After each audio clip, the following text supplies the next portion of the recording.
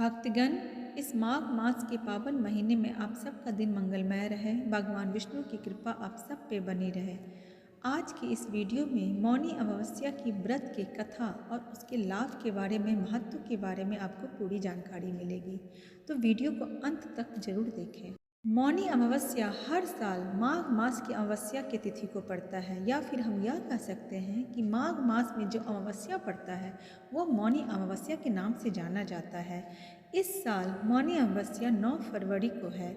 मौनी अमावस्या की तिथि के अनुसार धर्म ग्रंथों और शास्त्रों में इस अमावस्या का बड़ा ही महत्व बताया गया है, और यह भी मान्यता है कि मौनी अमावस्या के दिन अगर महोदय नामक योग्य बन जाए तो और भी लाभप्रद और कल्याणकारी हो जाता है। इस व्रत को करने से पितृ संतुष्ट और प्रसन्न होते हैं, घर में सुख समृद्धि और संतति की वृद्धि होती है। मौनी अमावस्या व्रत विधि में, मौनी अमावस्या अपने नाम के अनुसार मौन और साधना का व्रत है। हम हर दिन जाने अनजाने कितनी ही ऐसी बात बोल जाते हैं जिससे लोगों के मन को भी दुख पहुंचता है, और अपनी कई बातों को लेकर कहीं ना कहीं हम सबको भी बाद में अफसोस होता है। इसलिए साधना के लिए मौन परम आवश्यक माना गया है। गृहस्थ जन हमेशा मौन व्रत नहीं रख सकते, इसलिए एक दिन निर्धारित किया गया है जिसमें गृहस्थों को आत्मशुद्धि के लिए मौन व्रत का संकल्प लेना चाहिए। मौनी अमावस्या पर संभव हो तो पूरे दिन मौन धारण करें और मानसिक रूप से भगवान शिव और विष्णु जी का ध्यान करें, अथवा स्नान करने से पहले मौन धारण करें। स्नान के बाद ही कुछ भी बोलें और दिन भर कोई भी ऐसी बात ना कहें जिससे किसी को दुख हो या किसी के मन को चोट पहुँचे।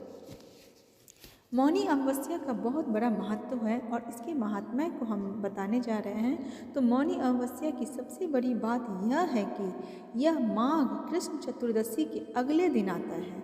माघ कृष्ण चतुर्दशी को शिव जी का विवाह माता पार्वती से तय हुआ था, और अगले दिन मुनियों और देवी देवताओं ने शिव की साधना के लिए उनकी उपासना की थी।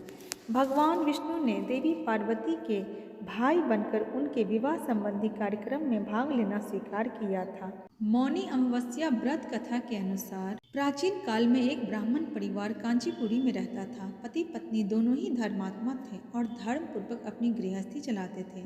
इनका नाम देव स्वामी था और इनकी पत्नी का नाम धनवती था। इनके 7 पुत्र और एकमात्र पुत्री थी जिनका नाम गुणवती था। वह गुणवती सयानी हुई और तो देव स्वामी से धनवती ने कहा कि पुत्री के विवाह के लिए अब वर देखना चाहिए। ब्राह्मण ने अपने छोटे पुत्र को बहन गुणवती की कुंडली दी और कहा कि ज्योतिषी से इनकी कुंडली दिखवा लाओ जिससे गुणवती के विवाह की बात आगे चले। ज्योतिषी को कन्या की कुंडली दिखाई। उसने बताया कि विवाह होते ही कन्या विधवा हो जाएगी। ज्योतिषी की यह बात जब ब्राह्मण परिवार को मालूम हुआ तब वह बहुत दुखी हो गया और इसका उपाय पूछा। ज्योतिषी ने बताया कि हे ब्राह्मण, सिंघल द्वीप में एक पतिव्रता महिला रहती है जिसका नाम सोमा धोबिन है। यदि कन्या की शादी से पहले सोमा अपने घर आकर पूजन करे और अपना आशीर्वाद दे दे तो यह दोष दूर हो जाएगा। ब्राह्मण ने अपनी पुत्री गुणवती को अपने सबसे छोटे पुत्र के साथ सिंघल द्वीप भेज दिया। दोनों भाई बहन सागर किनारे पहुंचकर उसे पार करने के बारे में विचार करने लगे। जब समुद्र को पार करने का कोई रास्ता नहीं मिला तो दोनों भूखे प्यासे एक पीपल वृक्ष के नीचे आराम करने लगे। पेड़ पे घोंसले में एक गिद्ध का परिवार रहता था। उस समय घोंसले में सिर्फ गिद्ध के बच्चे थे। वह सुबह से भाई बहन की बातों को, क्रियाकलापों को देख रहे थे। शाम के समय जब गिद्ध की माता बच्चों के लिए भोजन लेकर घोंसले में आई तो बच्चों ने पेड़ के नीचे लेटे भाई बहन की कहानी माता को सुनाई। उनकी बातें सुनकर गिद्ध की माता को दोनों भाई बहनों पर दया आई और बच्चों के कहने से उसने कहा कि तुम लोग अब चिंता मत करो, मैं इन्हें सागर पार करवा दूंगी। बच्चों ने माता की बातों को सुनकर खुशी खुशी भोजन ग्रहण किया। गिद्ध की माता बच्चों को भोजन करवाकर दोनों भाई बहन के पास आई और बोली कि मैंने आपकी समस्या को जान लिया है, आप चिंता मत कीजिए, आपकी समस्या के निदान मैं कर दूंगी और आपको सोमा धोबन के पास मैं पहुंचा दूंगी। गिद्ध की बातों को सुनकर दोनों भाई बहनों का मन आनंदित हो गया। उन्होंने वन में मौजूद कंदमूल को खाकर रात काट ली। सुबह होते ही गिद्ध ने दोनों भाई बहन को समुद्र पार करवा दिया और सिंघल द्वीप में सोमा धोबिन के घर के पास पहुंचा दिया। गुणवती सोमा धोबन के घर के पास छुप कर रहने लगी। हर दिन सुबह होने से पहले गुणवती सोमा का घर लीप दिया करती थी। एक दिन सोमा ने अपनी बहुओं से पूछा कि प्रतिदिन सुबह हमारा घर कौन लिपता है। बहुओं ने प्रशंसा के लोभ से कहा कि हमारे अलावा यह काम और कौन करेगा। लेकिन सोमा को बहुओं की बात पर भरोसा नहीं हुआ। वह जानने के लिए वो पूरी रात जागती रही कि कौन है जो हर दिन सूर्योदय से पहले हमारे घर लीप जाता है।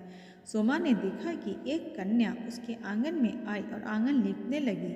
सोमा गुणवती के पास आई और उससे पूछने लगी कि तुम कौन हो, क्यों हर सुबह मेरे आंगन को लीप कर चली जाती हो।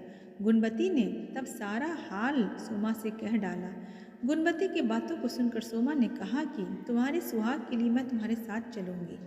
सोमा ने ब्राह्मण के घर आकर पूजा किया, लेकिन विधि का विधान कौन टाल सकता है। गुणवती का विवाह होते ही उसके पति की मृत्यु हो गई। तब सोमा ने अपने सभी पुण्य गुणवती को दे दान कर दिया। सोमा के पुण्य से गुणवती का पति जीवित हो गया, लेकिन पुण्यों की कमी से सोमा के पति और बेटे की मृत्यु हो गई। लेकिन सोमा ने अपना घर छोड़ने से पहले बहुओं से कह दिया कि मेरे लौटने से पहले अगर मेरे पति और बेटों को कुछ होता है तो उनके शरीर को संभाल कर रखना। बहुओं ने सास की आज्ञा को मानकर सभी के शरीर को संभाल कर रखा। उधर सोमा ने सिंगल द्वीप लौटते हुए रास्ते में पीपल के वृक्ष की छाया में विष्णु जी की पूजा की और 108 बार पीपल की परिक्रमा की। इसके पुण्य और प्रभाव से सोमा के घर लौटते उसके पति और बेटे फिर से जीवित हो गए। इसके साथ ही इस पूजा से सभी का सुहाग बना रहता है और घर में सुख समृद्धि भी बनी रहती है। इसलिए मौनी अमावस्या के व्रत करने वाले व्रतियों को यह कथा सुनकर पीपल की 108 बार परिक्रमा करनी चाहिए और भगवान विष्णु सहित शिव जी की भी पूजा करनी चाहिए। जैसी कृपा उन पे हुए भगवान, वैसी कृपा आप हम सब पे बना के रखना। भगवान विष्णु और भोलेनाथ के चरणों में मेरा कोटि कोटि प्रणाम।